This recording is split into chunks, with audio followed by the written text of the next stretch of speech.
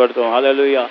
நம்ம பண்ற ஜபத்துக்கு நம்ம உண்மையிலே சொல்றேன், யோபு எவ்வளவு நீதிமானும் உத்தமனாயும் பரிசுத்தமா வாழ்ந்தானோ அவ்வளவு சோதனைகள் அவனுக்கு தான் வந்தது. ஆனால் அவரு கர்த்தர் கடைசி வரைக்கும் தன் சொல்லில கூட ஒரு குற்றம் கூட இல்லாத வாழ்ந்தான். அதனால்தான் தன்னுடைய வாழ்க்கைய கடைசி நிமிடத்துல இரட்டிப்பான நன்மையினால அவன் முடிசூட்டப்பட்டான். அவனுக்கு மிகுந்த ஆஸ்தி எப்படி வந்ததுன்னா, யாரெல்லாம் கையை முடக்குனாங்களோ அவங்க லாஸ்ட் டைம்ல கர்த்தர் பேசின உடனே அள்ளி அள்ளி கொடுத்தாங்க. அள்ளி அள்ளி கொடுத்தாங்க. அது ஒரு காலம் வரும், நம்மளை தேடி அள்ளி அள்ளி கொடுக்க காலம் வரும். நிச்சயமா பெரிய ஒரு வசனத்தை வாசிச்சு நான் முடிக்கிறேன். ஏசாயா 42ஆம் அதிகாரம் 7வது வசனம்.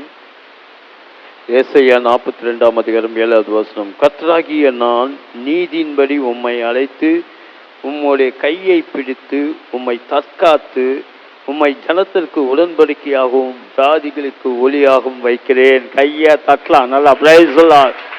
இந்த லாஸ்ட் நாள் சரியான ஒரு வார்த்தை தேவன் நமக்கு கொடுக்கிறாரு. அந்த வார்த்தை யாரும் சொல்ல முடியாத ஒரு வார்த்தை நமக்கு கொடுக்கிறாரு. மறுபடியும் நான் வாசிக்கிறேன், கேளுங்க. கர்த்தராகிய நான் நீதியின்படி உம்மை அழைத்தேன். உன்னை எப்படி அழைச்சிருக்காரு? நீதியின்படி அழைத்து உம்முடைய கையை பிடித்து உம்மை தற்காத்து உம்மை ஜனத்திற்கு உடன்படிக்கையாகவும் ஜாதிகளுக்கு ஒளியாக வைக்கிறேன். இது வீட்டுக்கு போய் மறுபடி படிங்க. இந்த வார்த்தை சொல்லி இன்னைக்கு ஜெபம் பண்ணுங்க. கர்த்தர் உங்களை ஜனத்துக்கு ஒளியாக, உங்களை பார்த்தா ஒரு வெளிச்சம். ஆமென். ஹல்லேலூயா. எல்லா ஜனத்திலே உங்களை பார்த்தா ஒரு 100 பேர்ல இருக்க நீங்க ஒரு வித்தியாசமா தெரிவிங்க.